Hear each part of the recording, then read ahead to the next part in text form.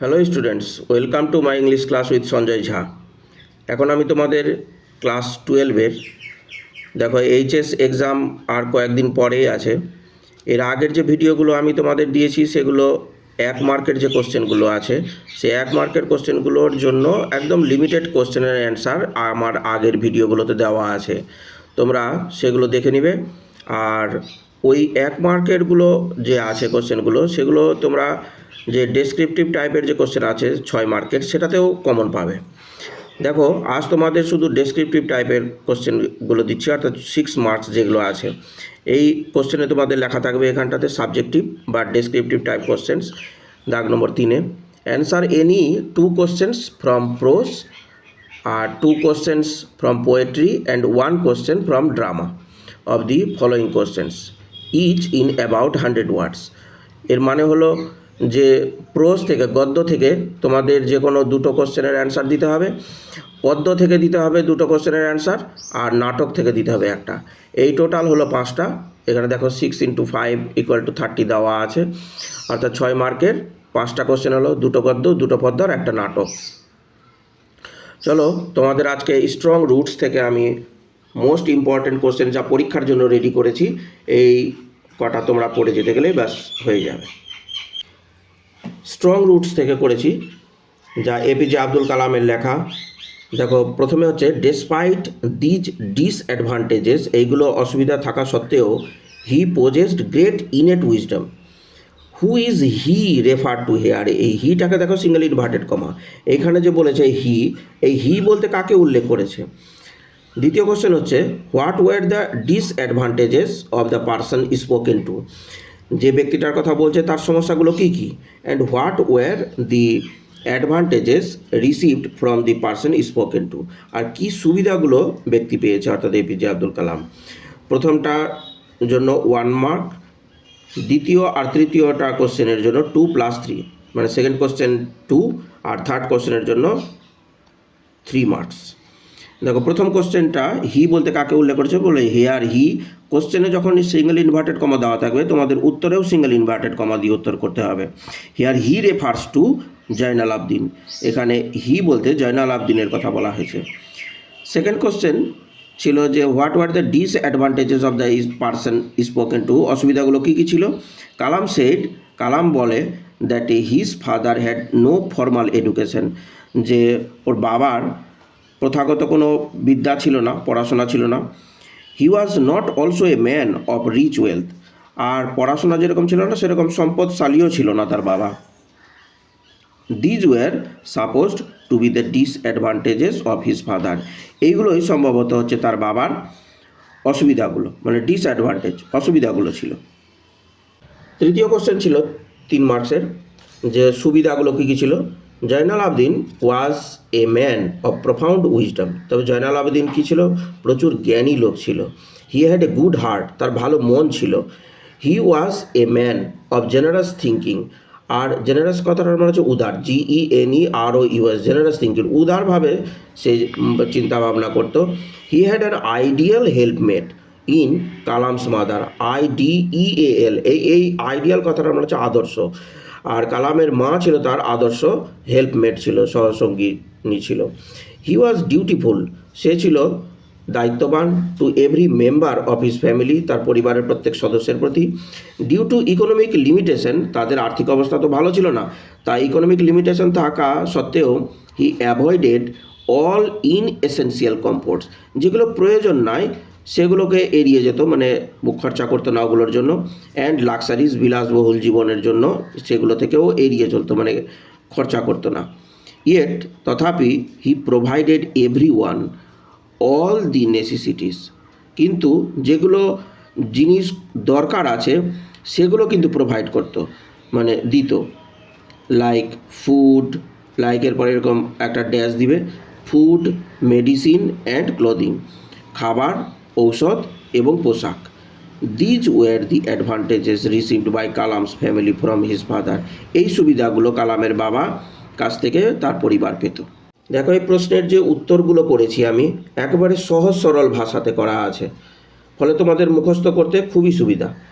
দ্বিতীয় কোশ্চেন হচ্ছে my mother's lineage was more distinguished dot dot দিয়ে এই লাইনটার উপরে কোশ্চেন করেছি যে আমার মায়ের যে বংশধর ছিল তারা বেশ ভালো ছিল।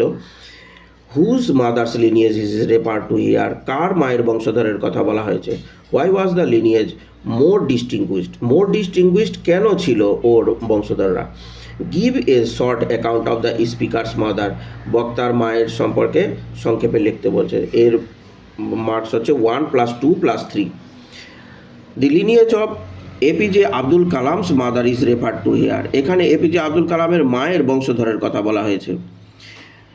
দ্বিতীয় কোশ্চেনের উত্তর, কালাম বলে that one of his mother's 4 bears was bestowed the title of Bahadur, যে কালাম বলে যে তার মায়ের বংশধর ছিল তার মধ্যে কাউকে বাহাদুর টাইটেল দিয়েছিল। কে দিয়েছিল? বাই দি ব্রিটিশদের দ্বারা।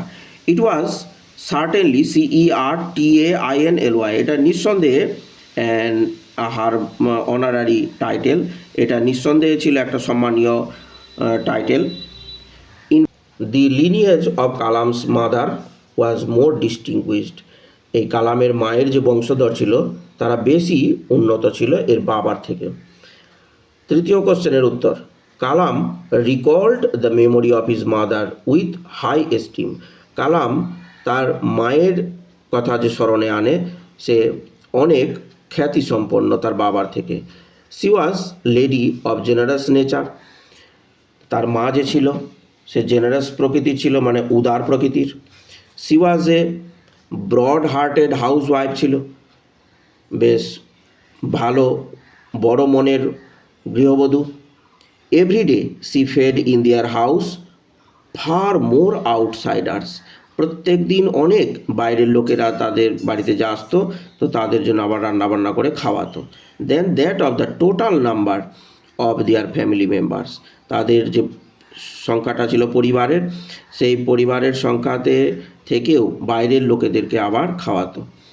C loved Kalam very much, সে কালামকে খুব ভালোবাসতো, মানে তার মা। She fed him with her in the kitchen, তার মা তাকে রান্নাঘরে খাওয়াতো। থার্ড কোশ্চেন দেখো, when my father came out of the mosque, যখন আমার বাবা এই মসজিদ থেকে বেরিয়ে আসতো ডট ডট দিয়ে প্রেয়ার্স, নামাজ পড়ার পরে। হোয়ার ওয়াজ দ্য মস্ক মানে হচ্ছে মসজিদ, মসজিদটি কোথায় ছিল।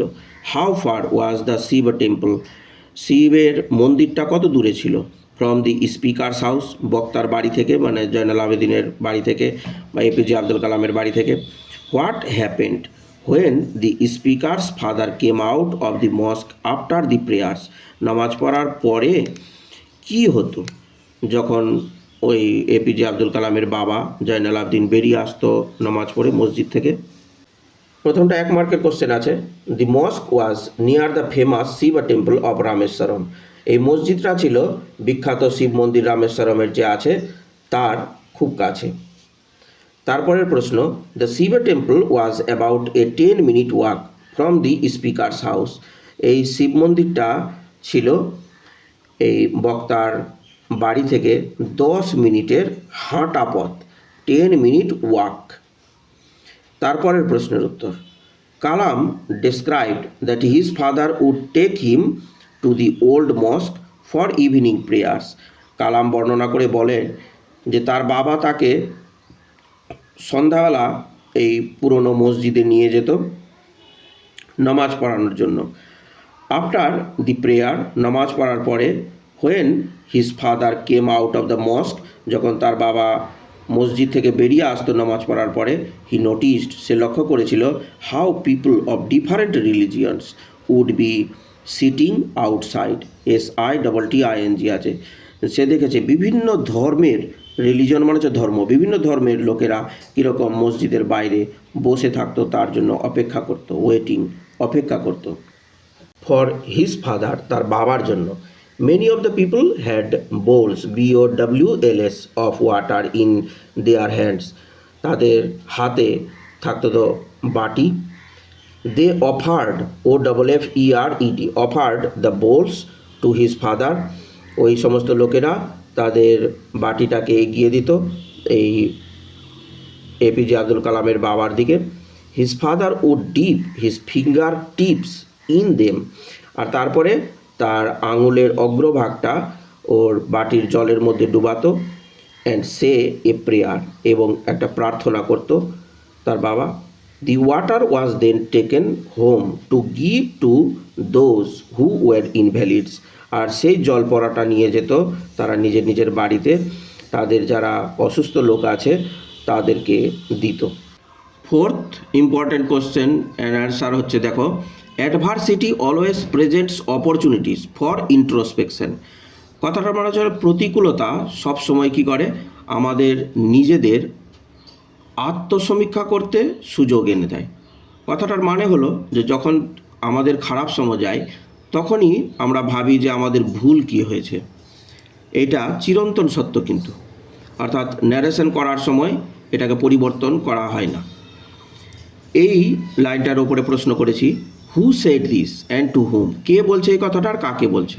How did the speaker's attitude to adversity influence the person spoken to, যে বলছে যাকে বলছে যে তাতে বক্তার কি অবস্থার কথা, প্রতিকূলতার অবস্থার কথা প্রভাবিত করে অর্থাৎ বলে। অ্যান্সার হচ্ছে, Joynal Abedin said this to his son. Joynal Abedin এই কথাটা তার ছেলেকে বলে, ছেলে কমা দিয়ে APJ Abdul Kalam. APJ Abdul Kalam. Kalam had deep affection and respect for his father. APJ Abdul কালামের যথেষ্ট ও শ্রদ্ধা করত এবং মানত তার বাবাকে। অ্যাকর্ডিং টু কালামস ফাদার, কালামের বাবার মতে, অ্যাকর্ডিং টু কথাটা বলা হচ্ছে মতে, কার মতে, কালামস ফাদার, কালামের বাবার মতে, হোয়েন ট্রাভেলস কাম, যখন সমস্যা আসে, we should neither hold god responsible for it, আমরা কখনোই ভগবানকে এর জন্য দায়ী করা উচিত নয়। নর should we get afraid of the suffering, না আমাদের ভয় পাওয়াও উচিত নয় যে আমাদের খারাপ সময় পৌঁছে গেছে।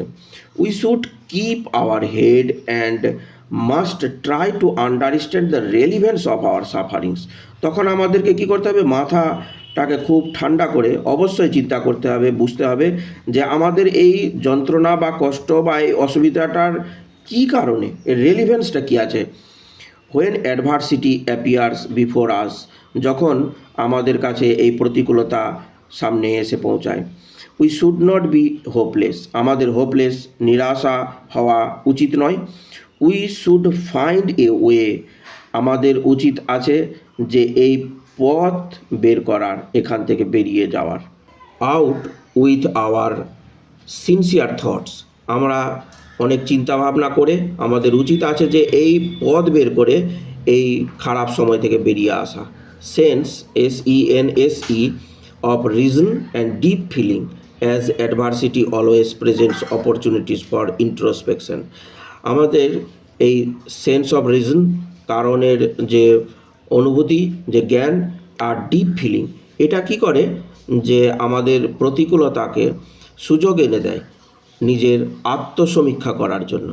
This speech may be regarded as a part of teaching by Kalam's father, এইটা কালামের বাবা তাকে টিচ করত।